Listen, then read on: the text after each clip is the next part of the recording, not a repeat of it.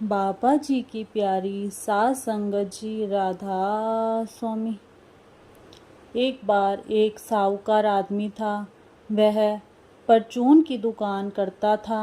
उसका काम बहुत अच्छा चल रहा था। उसके यहाँ पर कोई औलाद नहीं थी। शादी के 10-12 साल के बाद भी हर पीर पैगंबर मंदिर गुरुद्वारे सब जगह पर जाता था माथा टेकने, लेकिन उसके कोई संतान नहीं हुई। उसकी दुकान पर एक लड़का काम करता था। वह बहुत मेहनती था। वह गांव से आया था। गांव में उसकी एक बूढ़ी माँ थी। वह सारा दिन दुकान पर काम करता और शाम को दुकान के ऊपर बने छोटे से कमरे में सो जाता था। खाना भी उसका मालिक ही खिलाता था। उसने मालिक को कहा कि जब मैं अपने घर जाऊंगा सब पैसे ले लूंगा।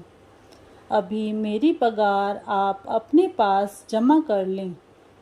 वह लड़का बहुत मन लगाकर काम करता था। सेठ के कोई औलाद तो थी नहीं।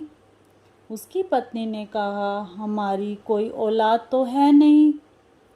यह लड़का अच्छी मेहनत करता है और सारा दिन मन लगाकर काम करता है और हमारे दुख सुख में भी काम आता है। आप इसको दुकान पर अपना पार्टनर बना लो।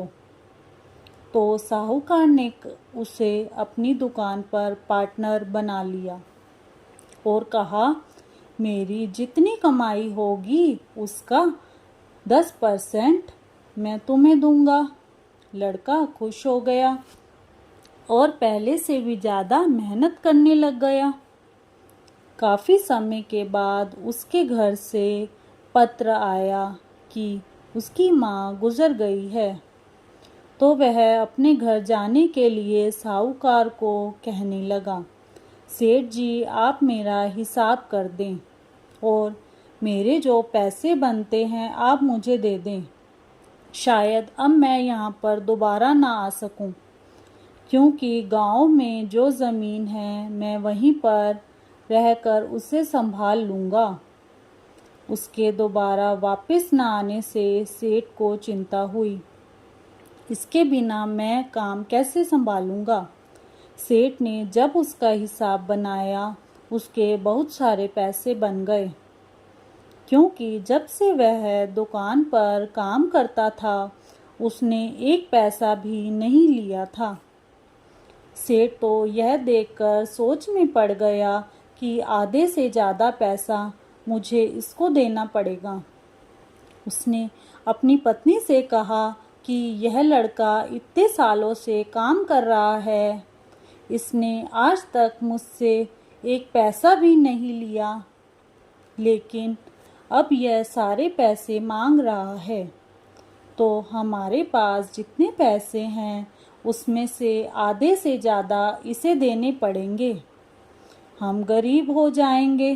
संगत जी, ऐसे ही अगर हम थोड़ा थोड़ा सिमरन रोज़ करेंगे तो सिमरन का घड़ा भरता जाएगा। जैसे कि उस लड़के के थोड़े थोड़े पैसे जमा करने पर बहुत सारे बन गए। सेठ की हवाइयाँ उड़ गई हैं। वह सोचने लगा कि अब क्या होगा। लड़का बोला, सेठ जी मेरा हिसाब कर दिया है। वह बोला, कल कर दूंगा, अभी मेरी तबीयत ठीक नहीं है। क्योंकि पैसे देते समय सेठ को अपनी नानी याद आ गई थी। पति पत्नी ने सलाह की कि अगर इसे पैसे नहीं दे तो हमें इसकी जान लेनी पड़ेगी। लोग पूछेंगे तो हम उन्हें कह देंगे कि उसकी माँ मर गई है, वह गांव चला गया है। रात को जब वह लड़का खाना खा रहा था तो सेठ की पत्नी ने उसके खाने में जहर मिला दिया और वह थोड़ी देर के बाद मर गया। लेकिन ऊपर बैठा मालिक तो सब देख रहा होता है। उनके मकान में कुछ कच्ची जगह थी जहाँ पर वह सब्जियाँ वगैरह लगाते थे। रात को ही उन्होंने उसे वहीं पर गड्ढा खोद कर दबा दिया। कुछ समय के बाद मालिक की कुदरत देखो कि जो सेठानी इतने सालों से बच्चे के लिए तरस रही थी, मालिक की दया से उसकी गोद भर गई और उसका एक लड़का हुआ। लड़का रोज बीमार रहता तथा वे उसे लेकर कभी किसी डॉक्टर के पास तो कभी किसी डॉक्टर के पास जाते थे। जहाँ भी कोई कहता कि लड़का वहाँ से ठीक हो जाएगा, वह वहीं पर जाते। लड़के के दिल में छेद था। ऐसा करके लड़का 20 साल का हो गया। साहूकार लड़के को लेकर कभी कहीं जाता तो दुकान भी बंद रहती थी। उसका काम भी ठप पड़ गया था और बीमारी पर बहुत सा पैसा लग रहा था। वह इस सोच में बैठा था कि अब मैं इसका इलाज कैसे करवाऊं, क्योंकि अब मेरे पास इतने पैसे हैं कि हम सिर्फ खाना ही खा सकें। मालिक की मौज देखो। वह साहूकार अपने मुंह से बोला, जब से यह लड़का हुआ है तब से आज तक हम इस पर लाखों रुपए लगा चुके हैं। काश यह पैदा ही ना हुआ होता तो हम बिना औलाद के ही ठीक थे। उसकी पत्नी बोली, सुनो जी, जब से हमने उस लड़के को मारा है उसके बाद ही हमारा यह हाल हुआ है। कहीं यह वही लड़का तो नहीं जो हमारे से अपना कर्ज वापस लेने आया है। काश हमने उसी समय उसे पैसे दे दिए होते तो आज हमारा यह हाल ना होता। संगत जी, बाबा जी कहते हैं, गलती से भी अगर पड़ोसी के घर का एक भी गेहूं का दाना हमारे घर में आ जाता है, उसका भी हमें हिसाब देना होता है। लेकिन सेठ ने तो इतना समय काम करवाकर पैसे देने के समय उसको मरवा दिया। जैसा करोगे वैसा भरोगे, जो बोओगे वही तो काटोगे, क्योंकि उसकी नज़रों से कुछ भी छिपा नहीं है। हमारे कर्मों के हिसाब का लेखा जोखा तो हमें देना ही पड़ेगा। इसलिए अच्छे कर्म करो, किसी का दिल ना दुखाओ, खुद भी जियो, औरों को भी जीने दो। प्रेम और नम्रता के साथ प्रभु से दिल लगाओ। प्रभु और केवल प्रभु को पाने की सच्ची तड़प ही काफ़ी है। एक बार एक फकीर था जो अपने आप को पैगंबर समझता था। एक बार उसके मन में ख्याल आया कि मैं पैगंबर हूँ, खुदा मुझसे खुश है, मुझसे बढ़कर उसका कोई और प्यारा नहीं। उसने अर्ज़ किया, या खुदा, जो मुझसे भी ज़्यादा तेरा प्रेमी है, मुझसे ज़्यादा तेरा ध्यान करता है, मुझे बता, मैं उससे मिलना चाहता हूँ। खुदा ने कहा, ए फ़कीर, बड़े बड़े प्रेमी हैं। फ़कीर बोला, कोई एक नाम बताओ। खुदा ने कहा कि आदमी तो क्या, मैं एक पक्षी बताता हूँ। वह अमुक पेड़ पर रहता है, उसके पास जा। फ़कीर ने अर्ज़ किया कि मैं उसकी बोली नहीं समझता। खुदा ने कहा, जा, मैं तुझे वर देता हूँ कि तू उसकी बोली समझ लेगा। खैर, फ़कीर वहाँ गया, पक्षी को बैठे देखा। फ़कीर ने उससे कहा, कोई खुदा की बात सुना। पक्षी बोला, ए फ़कीर, मुझे फुर्सत नहीं। मैंने इतनी बात भी तेरे से इसलिए की कि तू मेरे प्रीतम के पास से आया है। फ़कीर ने कहा, तू क्या काम करता है जिससे तुझे फुर्सत नहीं है? पक्षी ने जवाब दिया, मैं दिन रात परमात्मा का ध्यान करता हूँ। सिर्फ एक तकलीफ़ है। फ़कीर ने पूछा कि वह कौन सी तकलीफ़ है? उसने कहा, यहाँ से कुछ दूर एक चश्मा है, जहाँ जाकर मुझे पानी पीना पड़ता है।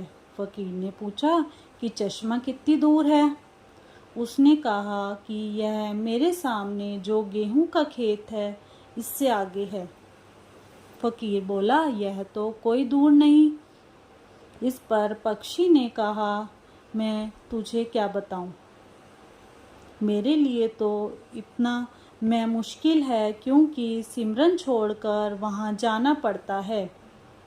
फकीर ने कहा कि अगर कोई सेवा हो तो बता। उसने कहा, बस चश्मे को मेरे पास ला दो।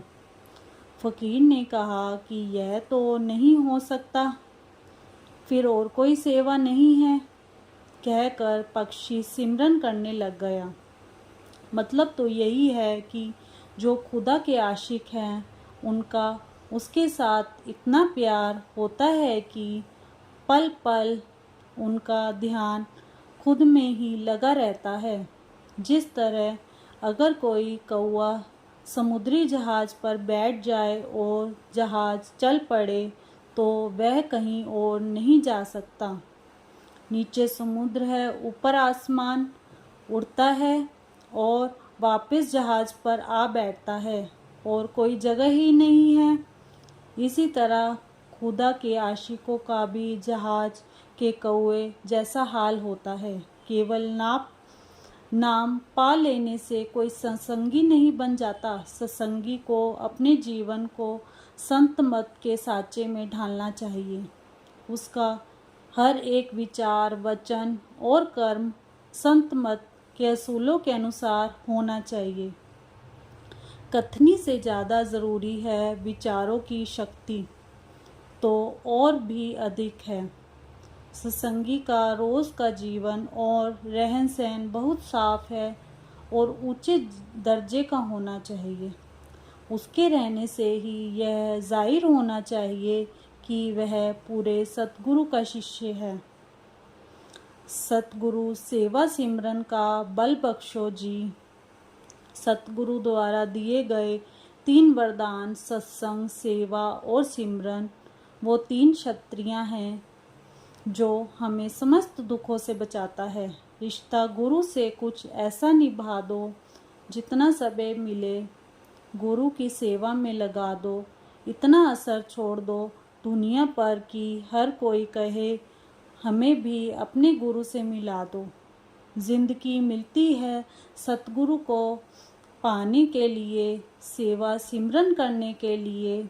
सेवा और सिमरन करोगे तो सतगुरु इतनी खुशियाँ देंगे कि वक्त नहीं मिलेगा आंसू बहाने के लिए। वो दे तो शुक्र कर, ना दे तो सब्र कर। राधा स्वामी।